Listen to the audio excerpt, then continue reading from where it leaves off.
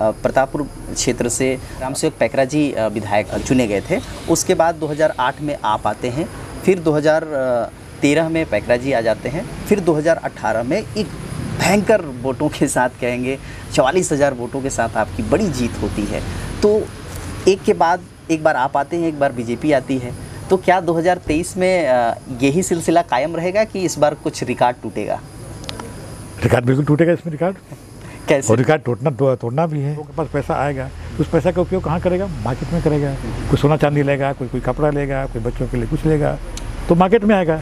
तो मार्केट भी गुलजार रहेगा और वो किसान खुशहाल रहेगा। क्या बात है सर, लाइन तो बहुत अच्छी है आपने। ये किसी ने सोचा नहीं था कि हम युवा क्लब को 1 साल में 1 लाख रुपये देंगे सांस्कृतिक गतिविधि बढ़ाने के लिए। सांस्कृतिक जो परंपरागत जो खेल है उसको आगे बढ़ाने के, जहाँ भवन की व्यवस्था, मरम्मत की व्यवस्था, अतिरिक्त कमरे की व्यवस्था, उसके लिए भी 500 करोड़ की स्वीकृति माननीय मुख्यमंत्री जी उसमें दिया है। वो केवल इसी में खर्च होगा। बैंक के पैसे में अगर उनके यहाँ आ गया तो हम उसमें एटीएम की सुविधा दे रहे हैं, उसमें चेक की सुविधा दे रहे हैं। तो अगर एटीएम रहेगा तो किसी भी बैंक से निकाल सकता है, कोई जरूरत थोड़ी की सोच रहा है। जो जनता पार्टी 15 साल तक यहाँ राज किया, वो अपने समय में ना तो किसानों के लिए कुछ कर पाया, ना आदिवासियों के लिए कुछ कर पाया, ना शिक्षा के क्षेत्र में कुछ कर पाया। तो उनका दर्द ये है कि हम 15 साल हमको मौका मिला, हम नहीं कर पाए, ये उनका दर्द है। नमस्कार, दिलेश देवांगन नाम है मेरा और आप सभी का डीडी यूट्यूब चैनल पर बहुत बहुत स्वागत है। कई महीनों के इंतज़ार के बाद आज हमारा सपना पूरा हुआ। दरअसल हम ये चाह रहे थे कि छत्तीसगढ़ शासन में शिक्षा मंत्री माननीय प्रेम साय टेकाम जी को अपने यूट्यूब चैनल पर लाएं और उनकी निजी जीवन, उनकी जीवनी पर हम चर्चा करें, उनसे पूछें, क्योंकि इनका जो राजनीतिक कैरियर है वो काफ़ी लंबा है और 1980 के दशक से लेकर के आज तक लगातार राजनीति में इनकी दखलंदाजी है, सक्रियता है। तो इनसे काफ़ी कुछ युवा पीढ़ी सीख सकता है इनके अनुभव से। तो आइए इनके निजी जीवन के अनुभव को हम टटोलते हैं, बटोरते हैं अपने YouTube चैनल के लिए।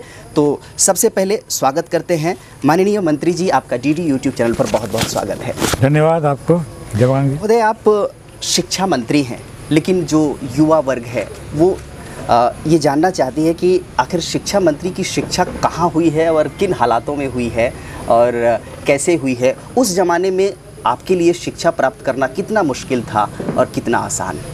देखिए, ग्रामीण परिवेश में हम लोग रहे हैं और उस समय शिक्षा का इतना विस्तार नहीं था। कई जगह स्कूल थे, कई जगह नहीं स्कूल थे। तो मेरी शिक्षा दीक्षा तो प्राइमरी स्कूल तक तो हम गांव में ही पढ़े जी। और उस समय भवन तो होते नहीं थे, किसी के भवन में हम लोग पढ़ाई करते थे। मिडिल स्कूल में मैं यहाँ आया रनहत में और वहाँ छात्रावास में रहा, पढ़ाई किया। फिर वहाँ से आगे हम प्रतापपुर गए, प्रतापपुर से अंबिकापुर गए, अंबिकापुर से रायपुर में हम। थोड़ा सा आपके फैमिली बैकग्राउंड के बारे में भी जानना चाहेंगे। आपके पिताजी और आपका परिवार क्या करता था और किस तरह के हालात थे आपके फैमिली का? आपके नहीं, सभी किसान। अच्छा अच्छा। सभी किसान, सब खेती बाड़ी करते थे। मैं भी खुद खेती बाड़ी करता था। अच्छा अच्छा। पढ़ाई के साथ साथ हम लोग खेती बाड़ी भी करते थे। खेती बाड़ी पूरा शुद्ध रूप से किसान परिवार से मैं हूँ। खेती हमारे परिवार के सब करते भी थे और आज भी करते हैं, मैं भी करता हूँ। लेकिन उसमें से समय निकाल के हम लोग पढ़ाई किया और पढ़ाई करने के बाद कॉलेज में अंबिकापुर आए। फिर अंबिकापुर से सिलेक्शन हुआ BMS करने के लिए, हम रायपुर गए पढ़ने के लिए। फिर वहाँ पढ़ाई की 5 साल। उसके बाद फिर राजनीति में आए। आप BMS किए हैं, आयुर्वेद में आप डॉक्टर थे और आप गवर्नमेंट जॉब पर भी थे, सरकारी सेवा दे रहे थे। फिर अचानक राजनीति की तरफ आपका झुकाव कैसे हुआ? राजनीति ने आपको अपनी ओर कैसे खींच लिया? ऐसी क्या खास बात थी? नहीं, पढ़ाई के दौरान बहुत ऐसे संस्थाएं होते हैं जी जो जन सेवा की ओर आकर्षित करती हैं। उसमें चाहे NSS हो, चाहे NCC हो। तो हम लोग उसमें NSS में थे। NSS के जो कैंप लगते थे गांव में, तो उसमें बहुत से जन सेवा करने का भी मौका मिलता था जी। और पढ़ाई के दौरान भी मैं NSS लिया था। कई जगह चिकित्सा क्षेत्र में भी काम किया हम लोगों ने। पर पढ़ाई करने के बाद मैंने कोई सरकारी जॉब के लिए अप्लाई तो किया था, लेकिन लगा नहीं था उसमें। और उसके बाद लेकिन जन सेवा में लगा रहा, सेवा करता रहा, चिकित्सा सेवा करता रहा। फिर उस समय राजनीति के दौर आया, 80 के दौर में बहुत से कैंडिडेट आने लगे कि भाई किसको लड़ाना है, किसको क्या करना है, पढ़ा लिखा भी हो, युवक भी हो। 80 में मेरा उम्र 25 आसपास रहा उस समय, और उस समय कांग्रेस पार्टी ने कहा कि भाई इनको चुनाव लड़ाना है, और चुनाव में हमको उतारा गया, चुनाव में विजयी हुए। फिर आगे का दौर फिर राजनीतिक रूप में चला। सर, हम थोड़ा ये भी जानना चाहते हैं कि आपके बचपन के दिन कैसे थे, क्योंकि पढ़ाई तो था ही और खेती बाड़ी में आप इन्वॉल्व रहते ही रहे होंगे, लेकिन मनोरंजन के लिए क्या करते थे? बचपन का तो हर के लिए बड़ा बेहतरीन रहता है। राइट जी, बचपन का जीवन सबके लिए, न केवल मेरे, सबके लिए। उस समय पूरी आज़ादी, खेलने का भी, घूमने का भी, पूरी आज़ादी रहती थी उसमें। तो मैं ये कहता था कि बचपन का जीवन काफ़ी यादगार में रहते हैं। कॉलेज के जीवन हो, चाहे छात्र जीवन हो, चाहे स्कूल का जीवन हो, कुछ में अच्छे भी काम करते थे, कुछ बदमाशी भी होती थी। तो सभी प्रकार के खेल कूद में आपका इंटरेस्ट था महोदय? हाँ। कौन से खेल खेला? हम लोग खेलते थे, फुटबॉल खेलते थे, हम लोग कबड्डी खेलते थे, हम लोग बैडमिंटन भी खेलते थे। अब थोड़ा सा आगे बढ़ते हैं और आपसे ये सवाल पूछते हैं कि जैसे ही आप डॉक्टर थे और धीरे धीरे राजनीति की तरफ आपका झुकाव हुआ, आप मध्य प्रदेश, जब छत्तीसगढ़ का बंटवारा नहीं हुआ था, छत्तीसगढ़ मध्य प्रदेश से अलग नहीं हुआ था, तो मध्य प्रदेश में भी आप सरकार में थे, और जब 2000 के बाद जब जोगी की सरकार बनी छत्तीसगढ़ में अलग होने के बाद, तब भी आप छत्तीसगढ़ के मंत्री थे। उस दरमियान दोनों कार्यकाल में क्या आप अनुभव पाते हैं, चाहे वो विकास कार्यों की बात हो या राजनीतिक दृष्टिकोण से? नहीं, देखिए, जनसेवा तो चाहे वो चिकित्सा के क्षेत्र में भी थे, क्योंकि जनसेवा भी जो चिकित्सा क्षेत्र में एक सीमित दायरा रहता है। अब नौकरी मेरा रहते हैं तो कुछ उसमें सीमाएं रहती हैं, लेकिन जनसेवा में अगर आगे बढ़ने के सबसे ज़्यादा अच्छा उपयोग जो होता है राजनीति, उसमें हम ज़्यादा से ज़्यादा बेहद रूप में जनसेवा कर सकते हैं। वो इसलिए हम लोग राजनीति में उतरे, और मध्य प्रदेश में हम लोग मंत्री रहे वहाँ पर। उस समय मुख्यमंत्री आदरणीय दिग्विजय सिंह जी रहे, तो उनके मंत्रिमंडल में काम करने का मौका मिला और काफ़ी अनुभव भी हम लोग को मिला। एक राज्य मंत्री के रूप में, मंत्री के रूप में, हमारे कैबिनेट मंत्री के रूप में भी जो बड़े सीनियर थे उनसे कुछ सीखने को भी मिला। तो काफ़ी उसमें हम लोग का अनुभव रहा काम करने का, सरकार में रह के काम करने का, और सरकार में रख के जन सेवा किस प्रकार से हो सकता है, इन तमाम चीज़ें का अनुभव हम लोग को अच्छे ढंग से मिला। और मुख्यमंत्री के रूप में जो मिले हम लोग को, माननीय राजा दिग्विजय सिंह जी मिले, काफ़ी सुलझे हुए और बिल्कुल किस ढंग से काम होना चाहिए उसके हम लोगों ने कुछ सीखा, उनसे बहुत कुछ सीखा। जब आप मंत्री बनकर के पहली बार कैबिनेट में गए, कैसा अनुभव था? एक प्रतापपुर का, एक कृषक परिवार से ताल्लुक़ रखने वाला लड़का, और धीरे धीरे राजनीति में इतनी ऊंचाई मिल गई कि सीधे मध्य प्रदेश सरकार में मंत्री बनना हुआ था। कैसा अनुभव था, कैसा लगा था उस वक्त? उस समय तुरंत तत्काल जीतने के बाद उस समय ये था कि कम से कम 2-3 बार का जो विधायक हो वो उसको मंत्री पद मिलता था। हाँ। तो हम लोग 80 में था, 80 से 90, तो 93 में हम मंत्री के राज्य मंत्री के रूप में काम किए, और राज्य मंत्री के रूप में हम लोग काम सीखने का हमें मिला। उस समय मेरे पास सिंचाई राज्य मंत्री था, लॉ डिपार्टमेंट था, उसमें हम लोग ने काम किया। उसके बाद 1 साल बाद हम लोग को फिर मंत्री के रूप में शपथ दिलाई गई। मैंने इंटरनेट में पढ़ा कि आपकी जो विशेष उपलब्धियों में से विदेश यात्रा रहा है। 1995 में जब आप मछली पालन और डेयरी विकास मंत्री थे, तब आपने इजराइल की यात्रा की थी, और जब आप इजराइल गए थे और राजनीतिक एंगल से सरकार में रहते हुए, वो विदेश यात्रा का अनुभव कैसा था और क्या कुछ आपने उसके बाद बदलाव किए? 95 में मेरे पास मछली पालन विभाग था, तो मछली के रूप में जो हम लोगों ने जो समीक्षा किया पूरे प्रदेश में, उसमें ये था कि जितना हमको आवश्यकता है, जितनी खपत यहाँ पे, जितनी डिमांड है, उसकी आपूर्ति उतनी हो नहीं पाती थी। हमें बाहर से, आंध्र प्रदेश से, बंगाल से, कई जगह से यहाँ पे आते थे। तो हम लोग ने कहा कि इसको कैसे इसको बढ़ाया जाए, मछली पालन के रूप में किस प्रकार से लोगों को इन्वॉल्व किया जाए और कैसे इसको उत्पादन बढ़े। दुनिया में सबसे ज़्यादा अगर विकसित देश है वो है इजराइल, मछली पालन के दृष्टिकोण से भी और अन्य टेक्नोलॉजी के दृष्टिकोण से भी। जितने टेक्नोलॉजी देश में आया है वो वहाँ से आया है। तो उसको देखने के लिए हम लोग गए थे और वहाँ पर जो मछली का उत्पादन था पर हेक्टर बहुत ज़्यादा उत्पादन था, अपने यहाँ से कहीं अधिक। तो किस प्रकार से वो लोग टेक्निक करते थे, और पानी वहाँ बहुत कम पानी है, तो पानी का किस प्रकार से वो लोग उपयोग करते थे, तो उसको देखने के लिए हम लोग वहाँ पर गए थे। और नतीजा ये हुआ कि उस वहाँ आने के बाद हम उस योजना को लागू किए पूरे प्रदेश में। और आज स्थिति ये है कि यहाँ मछली का उत्पादन आज चाहे प्राइवेट सेक्टर में ले लें चाहे गवर्नमेंट सेक्टर में ले लें, आज उत्पादन बहुत बढ़ा है। छोटे पॉन्ड्स में ले लें या बड़े पॉन्ड्स में ले लें, तो आज प्रति हेक्टर जो उत्पादन है काफ़ी बढ़ा है। और बहुत कुछ हम लोग अगर ये माने कि मछली बीज के उत्पादन के दृष्टिकोण से हम लोग आत्मनिर्भर हो गए, मध्य प्रदेश भी। और अब अपने जब यहाँ आए तो उस समय भी यहाँ पर था, तो आज मछली बीज का जितना हम लोग उत्पादन कर रहे हैं, पहले निर्भर थे हम बंगाल पे, बंगाल से आता था मछली का बीज और दूसरे राज्य से आता था। आज हम यहाँ के मछली बीज को हम बाहर भेजते हैं, इतना आपका इम्प्रूवमेंट उसमें हुआ है। 90 के दशक में भी आप राजनीति में सक्रिय रहे, तब आप भी मंत्री थे। आज 2022 का दौर चल रहा है, 2022 में भी आप मंत्री हैं। इतना लंबा राजनीतिक नहीं, हम 90 में नहीं थे, हम तो 93 में आए। हाँ 93, लेकिन 90 के दशक की बात कर रहा हूँ। 90 के दशक में आप मंत्री थे और 2022 में भी आप मंत्री हैं।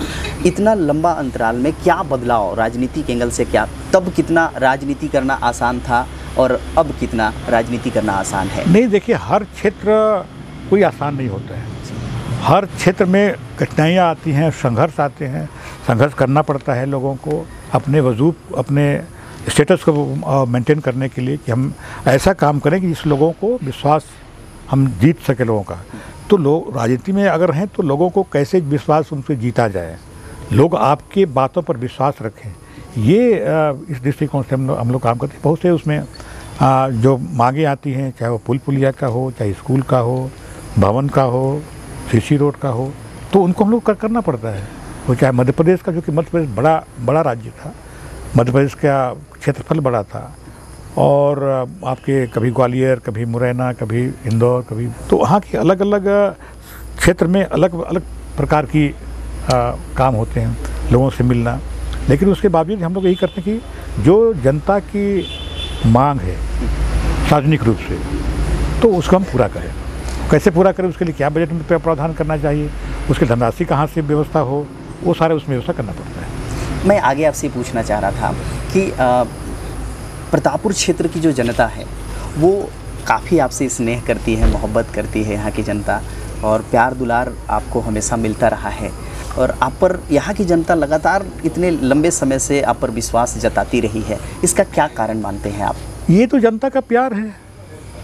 जनता हमको भाई अपना प्यार दे रही है, जनता का आशीर्वाद है, जो बड़े बुजुर्ग हैं उनका आशीर्वाद, और जो हम उम्र हैं उनका सहयोग, और बाकी जो छोटे हैं उनका प्यार, यही हमारे सबसे बड़े के वो आपको। आगे थोड़ा सा ये पूछना चाहते हैं कि जब छत्तीसगढ़ अलग होने के बाद मैं ऐसी आपका डेटा खंगाल रहा था, थोड़ा अध्ययन कर रहा था, तो मैंने पाया कि 2003 में प्रतापपुर क्षेत्र से रामसेवक पैकरा जी विधायक चुने गए थे। उसके बाद 2008 में आप आते हैं, फिर 2013 में पैकरा जी आ जाते हैं, फिर 2018 में एक भयंकर वोटों के साथ, कहेंगे 44,000 वोटों के साथ आपकी बड़ी जीत होती है।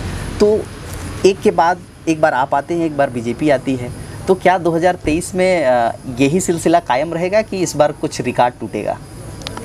रिकॉर्ड बिल्कुल टूटेगा इसमें। रिकॉर्ड कैसे? और रिकॉर्ड तोड़ना भी है। ये सब जनता का प्यार है, बाकी लोगों का आशीर्वाद, जनता का जो हम लोग 2023 में चुनाव लड़ेंगे।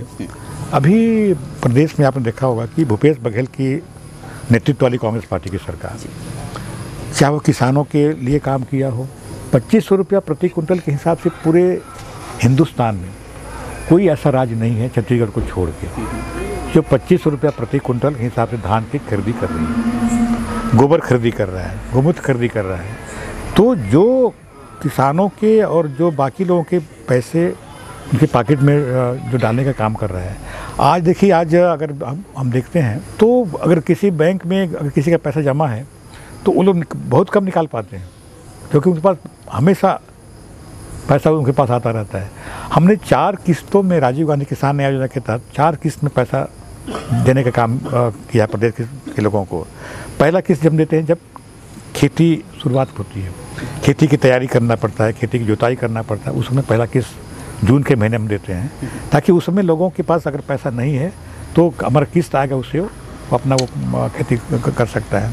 दूसरा किस्त हम देते हैं अगस्त के महीने में, उसमें बुआई का समय रहता है, दवाई का समय रहता है, उसमें ब्यासी का समय रहता है, उसमें किसान के पास पैसा नहीं रहता है, तो उस समय उस पीरियड में किसानों के पास दूसरा किस्त आता है। तीसरा किस्त अभी हम लोग ने दिया है दिवाली के समय, दिवाली भी लोगों का अच्छा मने, उसमें पैसा किसानों के पास आएगा, तो तीसरा किस्त इस समय दे देते हैं। तो समय समय पर जब उसकी आवश्यकता होती है प्रदेश की जनता को पैसे की, उस समय हम उनको पैसा दे रहे हैं, तो लोगों में तो एक उत्साह हो रहा है उसमें। और यहाँ जो योजनाएं चल रही है, चाहे गोधन न्याय योजना की बात करें, चाहे राजीव गांधी किसान न्याय योजना की बात करें, चाहे जो भूमिहीन कृषि मजदूर हैं उनकी बात करें, कोई प्रदेश नहीं दे रहा है। हम यहाँ हमारे प्रदेश के मुखिया ने जो व्यवस्था किया है, भूपेश बघेल जी ने जो व्यवस्था किया है, वो हम लोगों के पॉकेट में पैसा डाल रहे हैं। और आज जो मार्केट में आप देखें कि दिवाली के समय खुशहाली दिखती है, बाकी समय क्योंकि पैसा तो कोई रखता नहीं अपने पास। अगर किसान के पास अगर पैसा आएगा, लोगों के पास पैसा आएगा, तो उस पैसा का उपयोग कहाँ करेगा? मार्केट में करेगा। कोई सोना चांदी लेगा, कोई कपड़ा लेगा, कोई बच्चों के लिए कुछ लेगा, तो मार्केट में आएगा, तो मार्केट भी गुलजार रहेगा और वो किसान खुशहाल रहेगा। क्या बात है सर, लाइन तो बहुत अच्छी आपने कही, लेकिन थोड़ा सा मैं एक तीखा सवाल करता हूँ सर। दरअसल जो सत्ता पक्ष है वो हमेशा 25 रुपये जो धान की दर देने की बात है उसमें वाहवाही वाली बात होती है, लेकिन उसका एक वीक पॉइंट ये है जो अमूमन मैं कांग्रेस के आपके नेताओं से सवाल पूछता रहता हूँ कि 25 रुपये तो आप दे रहे हैं, निसंदेह आप 25 रुपये दे रहे हैं और ये एक अच्छा मुनाफा वाली बात है, लेकिन दूसरी तरफ जो लागत मूल्य है कृषकों की, चाहे वो खाद की मूल्यों की बात करें या फिर बीज की बात करें, वो इतने बेतहाशा बढ़ रहे हैं सर। तो कहीं ना कहीं जो लागत मूल्य वो ऊपर जा रहा है, उससे जो मुनाफा 25 रुपए का जो मिलना चाहिए दर से जो आप खरीदते हैं वो नहीं मिल पा रहा है। जिस समय हम लोगों ने चुनाव लड़ा जी, सबसे चर्चा करके कि कितना इसका लागत मूल्य आता है और लागत मूल्य से ज़्यादा किसानों को मिले, तो उसमें 25 रुपया ये आया था कि 2500 रुपया लागत मूल्य इसमें आता है प्रति एकड़, उसमें आ रहा है। उसी के अनुमान से हमारे TS बाबा उस समय घोषणा पत्र के अध्यक्ष थे, उन्हें सबसे चर्चा करके कि इतना लागत आता है और इससे ज़्यादा हमको देना है, उसी के हिसाब से हमने उसको तय किया था। अभी बीच में जो आपके जो जैसे आपने कहा कि खाद की बढ़ोतरी होती है, DAP खाद में बेतहाशा वृद्धि हुआ, यूरिया खाद में बेतहाशा वृद्धि हुआ, ये अपने अधिकार क्षेत्र में नहीं है। ये भारत सरकार तय करती है कि कौन से खाद की क्या कीमत रहेगी, चाहे DAP का हो, चाहे यूरिया का हो। हम लोगों ने अगर किसानों को खाद नहीं मिलेगा तो हमने जो गोठान बनाया है, गोठान में हम लोग गोबर खरीदी करके जो वर्मी कंपोस्ट बना रहे हैं, उसका सब्स्टिट्यूट अगर DAP नहीं मिलेगा तो हम उसका उपयोग करेंगे उसमें, बाकी जो खाद नहीं मिलेगा उसका उपयोग करेंगे। हम लोग ने गोमूत्र करने की जो कार्यक्रम बनाया है, तो गोमूत्र से जो दवाई बनेगी किसानों के लिए, जो खेती के लिए ब्रह्मोस एक जो दवाई बना हुआ है, वो बेहतरीन इसका उपयोग हो रहा है।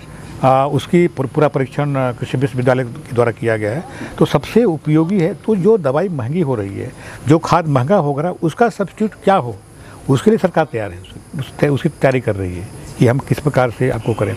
धान की बात नहीं बोल रहा हूँ, धान के तो हम खरीद कर रहे हैं, उसके बाद जितने मिलेट्स हैं हमारे, कोदो, आज तक किसी ने नहीं कहा कि इसे समर्थन मूल्य होना चाहिए। कोदो की समर्थन मूल्य, मड़िया जो होता है आपका रागी, उसका समर्थन मूल्य, उड़द का समर्थन मूल्य, वनोपज की खरीदी के समर्थन मूल्य किसी राज्य सरकार ने के ध्यान में नहीं आया था, उसकी समर्थन मूल्य हमने उन्हें घोषित किया है ताकि उनको बेनिफिट मिले।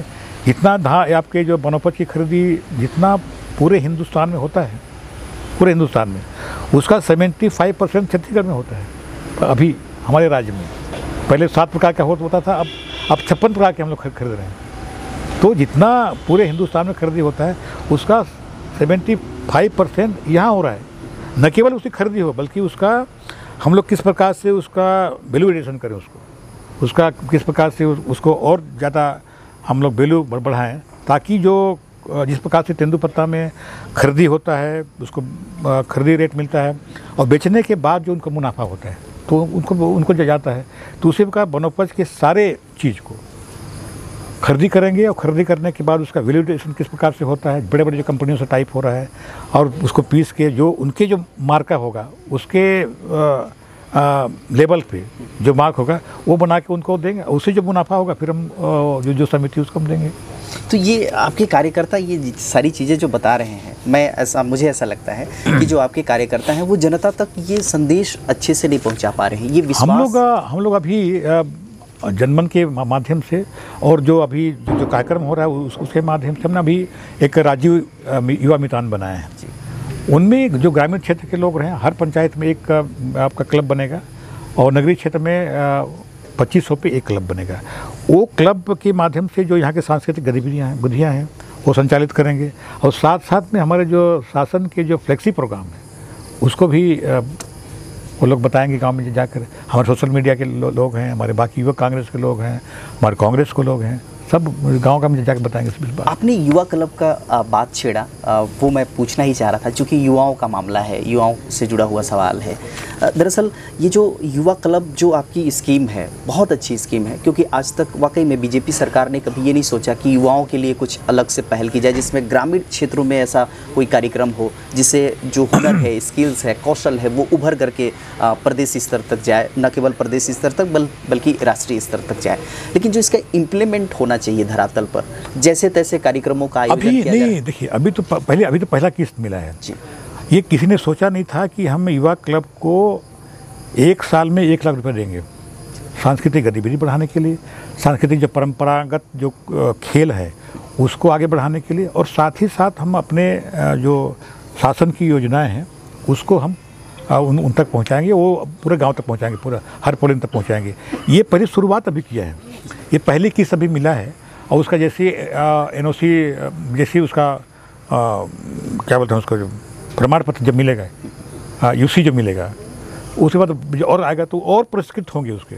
अभी खेल कूद का है और भी बढ़ाएंगे उसमें, और जितना से ज़्यादा लोगों को उसमें जोड़ने का कार्यक्रम अभी भारत जोड़ो हमारा कार्यक्रम चल रहा है, विधानसभा में लोगों को जोड़ने का कार्यक्रम चल रहा है। तो ये सब कार्यक्रम में इसी बात को तो बताया जा रहा है उसमें कि क्या कार्यक्रम है। लोगों का भी जैसे CM जा रहे हैं, भेंट मुलाकात में जा रहे हैं, तो कोई भाषण नहीं दे रहे मुख्यमंत्री जी कि मैं ये फलाना किया है। हम जो योजना बनाए हैं, कितने लोग धान बेचे हैं, उनका किस्त आया कि नहीं आया, बोरा का पैसा उनको मिला कि मिला, धान का उनको कीमत मिला कि मिला, गोबर जो खरीदी कर रहे हैं उनके गोबर बेचने के बाद, वर्मी कंपोस्ट बेचने के बाद उन जो महिला समूह है उनको उसका कमीशन मिला कि नहीं मिला, ये बात कर रहे हैं। मतलब कि हमारे जो स्कीम है उसका फीडबैक आप मतलब कैसा उसका फीडबैक आ रहा है कि नहीं, वो मतलब आ रहा है उसका बात करें। वो अपने कि हम कि हमने प्लान किया, ठिकाना किए, आप इसका फ़ायदा आप लोगों को मिल रहा है कि नहीं मिल रहा है, कितने जो कृषि मजदूर, जो भूमिहीन कृषि मजदूर हैं, कितने लोग हैं, उनका पैसा आया कि नहीं आया। अगर हाँ में आ रहा है तो इसका मतलब कि हम सफल हैं। अगर लोग अगर बोल रहे हैं कि हाँ हमको मिल रहा है तो हमारी योजना सफल है। सर, आपके कार्यकाल को यानी कि आपकी सरकार को तकरीबन 4 साल पूरे होने को हैं, और इन 4 सालों में अगर आपसे एज ए मिनिस्टर ये पूछा जाए कि आप अपनी सरकार की सबसे बड़ी कौन कौन सी उपलब्धियां मानते हैं तो आप क्या बोलेंगे? देखिए, मेरे विभाग में सबसे जो बड़ी जो उपलब्धि है वो स्वामी आत्मानंद अंग्रेजी माध्यम के स्कूल। हमने पूरे प्रदेश में करीब 71 तो अभी रनिंग में चल रहे हैं, और कम से कम 200 और स्कूल खोलेंगे। आज इसकी डिमांड लोगों में है, ये डिमांड बेस्ड हमारी योजना है। आज इतने सफल योजना है कि इसकी चर्चा अभी हम पूरे देश के शिक्षा विभाग के लोग यहाँ पे आए थे, उसकी इतनी तारीफ हुई है कि आपने जो स्वामी आत्मानंद अंग्रेजी माध्यम के स्कूल जो खोले हैं उसकी चर्चा पूरे देश में है और उसका लाभ लोगों को मिल रहा है। आज अंग्रेजी एक वैश्विक भाषा है, उसकी जानकारी लोगों को होना चाहिए। बहुत से ऐसे कंपटीशन होते हैं, बहुत से ऐसे प्रतियोगिता होते हैं जिसमें अनिवार्य रूप से अंग्रेजी की जानना होता है, जरूरी होता है। और आज जो प्राइवेट सेक्टर में जो स्कूल जो खोले हैं वो इसी बेस में चल रहा है कि उनके पास अंग्रेजी उनके पास बाकी है। तो हम अगर सरकारी तौर पे उनको बिना शुल्क का जो पढ़ा रहे हैं, सब कुछ उसमें दे रहे हैं। अच्छा लैब हो, अच्छी लाइब्रेरी हो, अच्छा स्कूल भवन हो, अच्छे टीचर हों, तो ये इसकी जो सबसे बड़ी हमारी उपलब्धि है। आपने स्वामी आत्मानंद विद्यालय को लेकर के जिक्र किया और वास्तव में जो अभी फीडबैक आ रहा है बहुत अच्छा आ रहा है, लेकिन जो आपके विरोधी हैं, विपक्ष आपकी ये कहती है, विपक्ष पार्टी ये कहती है कि स्वामी आत्मानंद को तो डेवलप कर रहे हैं, लेकिन जो छत्तीसगढ़ ग्रामीण अंचल है, मतलब ग्रामीण रूरल एरिया ज़्यादा है छत्तीसगढ़ में, और ऐसे में ग्रामीण अंचल के बच्चों को क्या इस तरह की सुविधाएं मिलनी चाहिए? नहीं तो उनकी व्यवस्था करें। हम अंग्रेजी माध्यम के स्कूल तो खोल रहे हैं, साथ साथ में हम हिंदी भी खोल रहे हैं। हम हर जिले में अभी एक हिंदी माध्यम के स्कूल भी खोल रहे हैं, और जो भी स्कूल की और जो स्कूलें हैं उसको भी उसको व्यवस्था की जा रहा है। जहाँ स्कूल भवन ठीक नहीं है उसकी मरम्मत की जा रही है, जहाँ भवन नहीं है भवन बनाया जा रहा है। अभी जहाँ पर स्कूल की मांग है हायर सेकेंडरी करने का, वो भी किया जा रहा है। अभी हम तीन इधर हम दिए हैं, 3 हायर सेकेंडरी स्कूल, वहाँ भी हम लोग अभी इसका शुरुआत करेंगे। तो शिक्षा के क्षेत्र में जितना संभव हो सकता है उतना करने का पूरा प्रयास किया जा रहा है। और जहाँ भवन की व्यवस्था, मरम्मत की व्यवस्था, अतिरिक्त कमरे की व्यवस्था, उसके लिए भी 500 करोड़ की स्वीकृति माननीय मुख्यमंत्री जी उसमें दिया है, वो केवल इसी में खर्च होगा। तो जहाँ इस प्रकार की जो कमियां हैं या स्कूल में कोई परेशानी है उसको हम दूर करने का प्रयास करें। सर, आपने जिक्र किया कि हम धान का जो बोनस होता है वो 4 किस्तों में देते हैं और ऐसे सटीक टाइम पे देते हैं कि उनकी ज़रूरत का वक्त होता है और उसमें उनको फ़ायदा मिल जाता है। ये सही भी है, लेकिन हाल ही में जो मुख्यमंत्री भूपेश बघेल जी ने भी कहा था कि हम दिवाली का तोहफा देंगे, और दिवाली के ठीक पहले आपने तीसरी किस्त डाला था, लेकिन दिवाली के ठीक पहले इतना कम और लिमिटेड टाइम में जो पैसा खाते में आया। और जो वाड्रफनगर प्रॉपर की बात है, जो बहुत लंबा और बहुत बड़ा क्षेत्र है, जहाँ से किसानों को सही वक्त में बैंकिंग सुविधा नहीं मिल पाता, सही टाइम पे पैसा नहीं मिल पाया। जिसकी वजह से जो तीसरा किस्त हम लोग हमेशा देते हैं 1 नवंबर को, जब छत्तीसगढ़ की स्थापना दिवस है, और उसी आसपास में हम लोग देते थे। लेकिन इस बार चूँकि दिवाली 24 तारीख को पड़े और 1 नवंबर बाद में आता है, तो हम लोग ने तय किया और उसके लिए स्पेशल अलग से 17 तारीख को कैबिनेट की बैठक बुलाई गई, और उसमें किसानों के लिए जो तीसरा किस्त है राजीव गांधी किसान योजना का, उसमें उसके पैसा का उनमें अंतरण किया गया। और जितना किस्त पहले किस्त में आया उतना ही किस्त दूसरा किस्त में आया, और उतने ही किस्त तीसरा किस्त में उतने का पैसा, उसमें कोई कमी नहीं हुई। दरअसल मैं किसानों की मांग को आपके पास रखना चाह रहा था सर जी, वो ये कि किसानों की ये मांग है कि वाड्रफनगर क्षेत्र में जो सहकारिता बैंक है, जिसमें काफ़ी भीड़ रहती है, चाहे वो जब धान बेचते हैं उसके बाद पैसे लेने की बारी हो, चाहे 4-4 बार जब उनको बोनस के तौर पर पैसा लेना हो, तो बड़ा क्षेत्र है। किसानों की ये मांग है कि चूँकि आप सहकारिता विभाग के भी मंत्री हैं, तो अगर यहाँ पर वाड्रफनगर क्षेत्र में 2 बैंक खोले जाएँ, या फिर बैंक वालों का कहना है कि अगर स्टाफ ज़्यादा रहते तो शायद सहूलियत होता और यहाँ की किसानों को ज़्यादा दिक्कतें बैंक के पैसे में अगर उनके यहाँ आ गया तो हम उसमें एटीएम की सुविधा दे रहे हैं, उसमें चेक की सुविधा दे रहे हैं। तो अगर एटीएम रहेगा तो किसी भी बैंक से निकाल सकता है, कोई ज़रूरत थोड़ी कि सरकारी बैंक में। अगर उनको एटीएम को सुविधा देते हैं, मिनी एटीएम का सुविधा कर दे देते हैं, उसको हम प्रोसेस में वो है, तो अगर एटीएम उनके पास रहेगा तो किसी भी बैंक में कभी भी जब चाहे तब निकाल सकता है वो। 4 साल जैसे कि आपकी सरकार को होने को है, बीजेपी शुरू से ही आप पर ये हमेशा आरोप लगाती रहती है कि कांग्रेस ने बड़े ही लोक लुभावने वायदे करके सत्ता पर काबिज किया है, और आपने छत्तीसगढ़ की जनता के साथ छलावा किया है, आपने छत्तीसगढ़ की जनता के साथ धोखा किया है। इस पर जो लोक लुभावन की बात हम नहीं करते हैं, जो हमने कहा वो करके दिखाया। किसानों की बात अगर कहें तो 2500 रुपये हमने कहा था, 2500 हमने दिया। जो हम लोग ने वायदा किया था, आपके शिक्षा कर्मियों का सम्मेलन करने की बात हमने कहा था, वो हमने किया। हम भारतीय जनता पार्टी के जो लोक लुभावन, जो उनके जो किस्से रहते हैं, 15 लाख रुपए हर किसान, हर लोगों के खाते में आएंगे, वो क्या लोक लुभावन नहीं था? हर आदिवासियों को हम गाय देंगे, जर्सी गाय देंगे, वो क्या लोक लुभावन नहीं था? क्या वो आया? क्या हर लोगों के खाते में 15 रुपये आया? ये तो नहीं आया। तो लोक लुभावन की बात तो जनता पार्टी करती है। और जो आपके जो इस प्रकार की जो झूठी बातें जो कहती है और सत्य बात जो करता है वो भारतीय जनता पार्टी का। जो पार्टी लोक लुभावन बात और झूठी जनता को आश्वासन देती है, झूठी बातें करती है, वही आपका सोचती भी है। और जो जनता पार्टी 15 साल तक यहाँ राज किया, वो अपने समय में ना तो किसानों के लिए कुछ कर पाया, ना आदिवासियों के लिए कुछ कर पाया, ना शिक्षा के क्षेत्र में कुछ कर पाया। तो उनका दर्द ये है कि हम 15 साल हमको मौका मिला, हम नहीं कर पाए, ये उनका दर्द है। हमारे पार्टी में तो मोहर मरकाम जी हैं, आदिवासी हैं, पार्टी के अध्यक्ष हैं। हमारे फुलोदेवी नेताम हैं, महिला कांग्रेस कमेटी के अध्यक्ष हैं, आदिवासी क्षेत्र से आते हैं और आदिवासी की संख्या यहाँ पर है।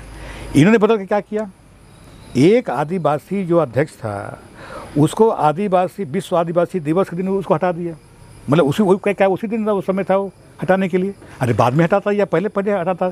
तो ठीक जिस दिन विश्व आदिवासी पूरे आदिवासी एक दिवस मना रहे थे, उस दिन एक आदिवासी को अध्यक्ष पद से हटा दिया। और किसको बना दिए, एक ओबीसी बना दिए, उसको बना दिए और एक ही जगह से बना दिया। तो उनके अंदर इतना खींचतान और इतनी खलबली है कि क्या करें क्या नहीं करें। ये बिल्कुल किंग कर्तव्य विमूढ़ जनता पार्टी हो गई है। ये चिंतन कर रही है कि हमने 15 साल में कुछ नहीं कर पाए, इसकी चिंता कर रहे हैं।